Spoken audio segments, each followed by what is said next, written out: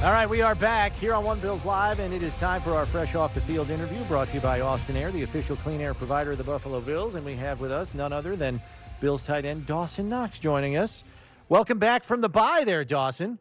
Thanks, guys. Good got to be back. a little family time with mom? Little mom-son weekend? Or? It was fantastic. Yeah. A lot of time with the family. It's a great time of year up here, too. Trees are changing. Oh, my gosh. Last couple of days were sunny and 70. It was unbelievable. Yeah. Good for you, man. I think my rookie year before Halloween, it was snowing. That can happen. Oof. Yeah. And so then I had those expectations for this week, and it's been unbelievable. Yeah. And as you know, because you've been here long enough, after Halloween, all bets are off. Really. A little bit of an Indian summer. That's kind of the point of no return of that. It's a little bit of an Indian summer. You get that first frost and a couple of cold days, then it comes back for a couple of weeks, and then it hits for good. So this is kind of, I feel like, our last hurrah. I think we have to start with a little bit of congratulations. You know, your football exploits garner you some social media presence, but you did it in a different way recently when Fox Sports decided to post the one-loss records of the quote-unquote New York football teams, and Dawson chimes in somewhat sarcastically, but I liked it. Should we tell him? Should we tell Fox Sports? That was Dawson's retweet of the records posted by, and then they fixed it. You enacted change, Dawson. I had no idea it was going to blow up like that. You enacted change. Good on you. We got results. That's right. Good on you for that. Yeah, we know that this is a sticking point for Bills fans, and you shed some light on it, so good for you for enacting change. Very well done. I had no Very idea, nice. and next thing I know, I look back at my Twitter, it's got like 10 million views or something like that. I'm like, what is going on? People love it. Loved it. Yeah. It's true, yeah. That was awesome. The vibe coming in, give us an idea that's, because you've been around for a while, McDermott's 5-0 coming off the bye. Why? You know, I think he just does a great job at letting us kind of have a mental reset, let your body get back right. If you got any nicks or bruises, kind of letting that just completely relax, getting all that inflammation out, going home, seeing family, taking a little mini vacation if you want to. I think that strategy's really paid off in the past, so why change it?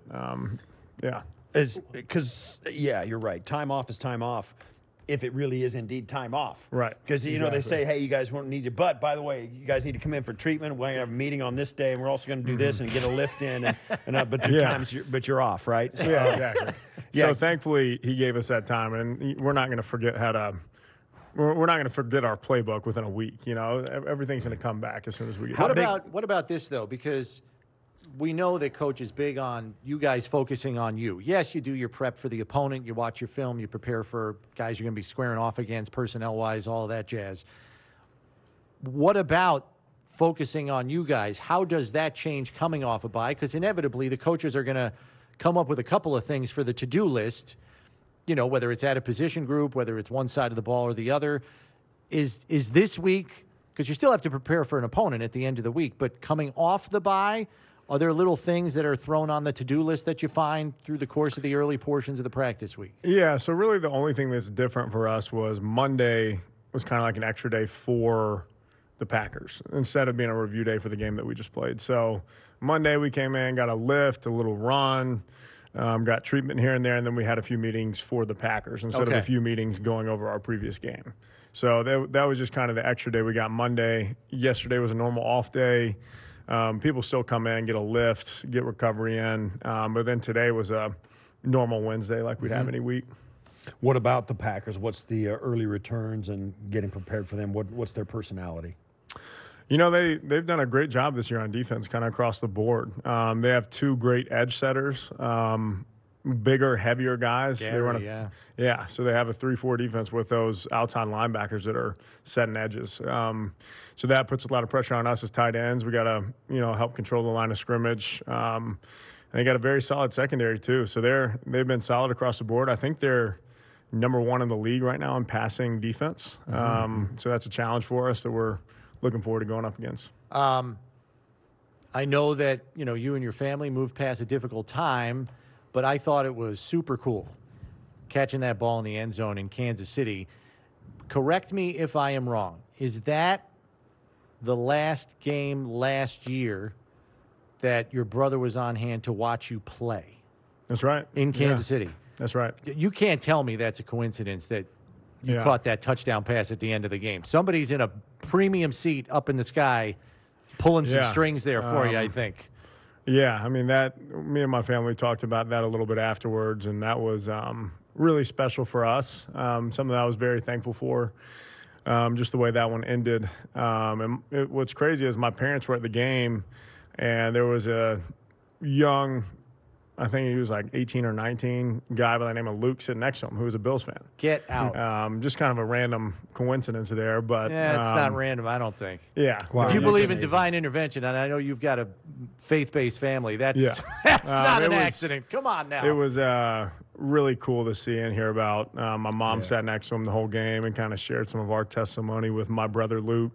So it was a very divine It was a poignant moment, no question. No doubt about it. And obviously, it's been a difficult. It'll always be a difficult season, even if you guys hoist a trophy at the end of it. What going forward, and how did you get back into it? Because I have 3 brothers as well, and you can only imagine what it takes to take a deep breath and keep rolling. Yeah. Really, what helped a lot was getting back up here. Seeing a lot of my teammates that I care so much about, a lot of these coaches, and just being in the community that's really been so incredible. I think they raised over $300,000 in my brother's name. Just from day one after it happened. I mean, there's been so much outpouring of love and support from me and my family that it's been very, very touching. It just kind of confirms that this is exactly where I want to be. I want to be here as long as I can. So getting back up here, getting the routine, and getting around people I love was well, I know this too. Knowing what I know about this area, the fan base and the city, that it will continue. They know how to put their arms around people. We don't need to tell you that. You've seen that already. Whether it's your Knox socks, which are back, right? Yeah, that's or right. anything. I mean, anything. You saw what they did for Josh and his grandmother a couple of years ago. I mean, it never stops here. But why don't you talk to us a little bit? Knox socks. Let's hit it up. Let's get them. Yeah. Is it still rolling right now? Year 2, it's rolling right now. Yeah. So I'm still doing the same thing with a company called 4 Bare Feet, and they've been incredible with this partnership. Every purchase of Knox socks, 4 Bare Feet gives 25% of that revenue to the P.U.N.T Foundation. Nice. And it's helping raise money for all these families that have kids with cancer. The P.U.N.T Foundation works with these kids and these families that sometimes can't even afford to park at the hospital. So it's just such an incredible organization to help give back to those families and help them afford care, afford their next meal, afford to be there with their family. So Knox Socks has been a pretty awesome way to do that. So just tell everybody how they can. I saw some at the Bill store actually last week, but so they can get them there. Right. But maybe just let everybody else know, like, if you're not in town, like where you can get them. So I have a link in my bio. I think it's on Twitter and Instagram, just Dawson Knox on both. You just click the link and the site comes up. I think we got new designs coming out soon. We got a bunch of new ones for the season already. I think there's like an Ole Miss one coming out at some point, and then there's a bunch. There's a handful of them. So I think just through my bio on social media is probably the best way to do it. That is easy. What's the most difficult part about playing on a Sunday night game coming up here? Honestly, it's my favorite time to play. Like I'd rather play in the primetime games every week. I think it's just more fun to get amped up for. Everyone's going to be watching. The lights come on, and I think level of play just escalates even that much more. So for me, those are always the most fun games. Sitting around during the day waiting for it. Yeah, that's what some guys say. It's tough. It's a long day. Yeah, it definitely is a long day, but I kind of enjoy sleeping in a little bit. One last one for me. Okay, so Green Bay comes into town. Aaron Rodgers across. You watched the match where he was giving Josh the needle, and all that. For me, I've been saying this. If I'm Josh, and you know him, you guys are all. But if I'm Josh, man, I want to hang a 50 burger on that guy. I mean, no question. And if you're up, I don't care if it's 50. I don't care if it's 40-0. I want to go in the game and keep throwing it. Oh yeah, there's no doubt. So who's the adult in the room that says, no, you know what, bro, enough's Put enough. your ball cap on and wait for next week. Go get a clipboard, and you listen to the plays being called, but that's as close as you know. Who's the adult in the huddle? How do you handle that? Or in the room or on the sideline. Who goes to Sean McDermott and says, Coach, we're staying in? I mean, we're all about we want to step on people's throats when we get the opportunity. So, especially this one. So I think we're going to do everything in our power to score on every single possession that we get. I know Josh probably has a little extra something going forward into this game because I know he's buddies with Aaron. So I know there's enough of there's a good-natured instinct to it, but he's the two-time defending MVP. Not to mention the fact that the only time Josh got shut out was in Green Bay, his rookie year. It was his third career start, and they lost 22-0. It was a rough day, but, it was a different team then. And, he got sacked 7 times. It didn't go well. Knowing Josh, he's got all those things in the back of his mind, and they're not going to be distractions, but they're going to be little fuel for poetic him justice would be Josh winning 22-0. It's scary. It's scary. Like Josh is scary without any type of fuel. Extra. Well, right. Then just put a little gasoline in there. Yeah, good luck. Well, that's kind of where I'm at. Because you would have to think that particularly have you ever had a chance? Certainly now at this point, you've had a chance to play with some guys you're pretty good buddies with. I'm playing against them. Yeah, for sure. And the conversations that go into it in the off season about it coming up, and also after it's over. You don't want to leave that out there, right? I mean, no question. I mean, there's always going to be a little bit of chit-chat back and forth, making bets here and there, a lot of trash talk leading into the game. Even during the game, you're chirping your other buddy on the other side. But then after the game, it's fun to grab a picture. But, I mean, then you got bragging rights for the rest of the year after you lay It's a long year. Yeah. Last one I got for you, with Coach Dorsey, now kind of running the show on the offensive side of the ball, I haven't run the percentages yet, but it feels like there's been a little bit more of 12 personnel through the course of the season so far. So a little bit more than last year anyway. I know Reggie's been on the field a lot more in 21 as well. What are your thoughts through the first 7 weeks? I mean, you guys know Coach Dorsey because he's been here, obviously. It's not like he's some new guy dropping in out of the sky, but he's calling it now. So just your thoughts through the first 7 weeks. I think just that extra versatility that extra tight ends can add. You bring us in the box, and we can run the ball really well. And then if the defense decides to throw an extra linebacker in there, we spread them out and throw the ball. So I think it just exploits different matchups that, depending on what the defense does, we can be run heavy during the game or, go to the pass game. Because I was telling him, I said, the Bills may run more 12 personnel. I said, but it's not your mom and dad's 12 personnel. You guys run a different looking. Oh yeah, it's the new wave 12. What's it been like with Ken Dorsey now? That had different vibe, different. Obviously it's you're running the plays and you're not into the mindset going into the play call in any given moment. How's it been with Ken, and what do you notice?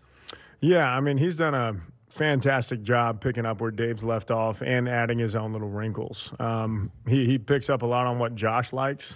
I know they've been close since Josh got here, so he knows exactly the concepts that Josh likes, what he's most comfortable with, and he does a great job implementing that every week. And then even though it's a very similar system, we've already seen a lot of wrinkles that are really cool to go out there on the field and use, especially with those 12 personnel, 21 personnel, different packages.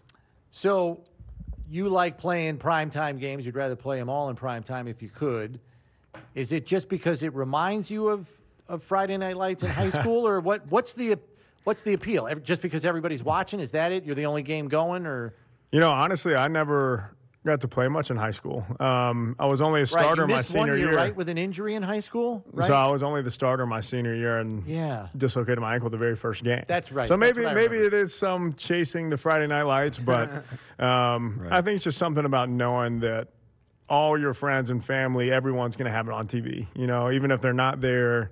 That's the game that's nationally televised. That's the game people are waiting for. That's been promoted all week. There's just a little extra juice that comes with primetime. Yeah, it's good stuff. All right, Dawson. Thanks Dawson. for giving us some time. We'll let you hit the showers because I know you came fresh off the field. Probably smell great right now. Well, hey, I've smelled worse. So, yeah, like Lee Smith, for example. No question. Yeah, shout out to Lee Smith.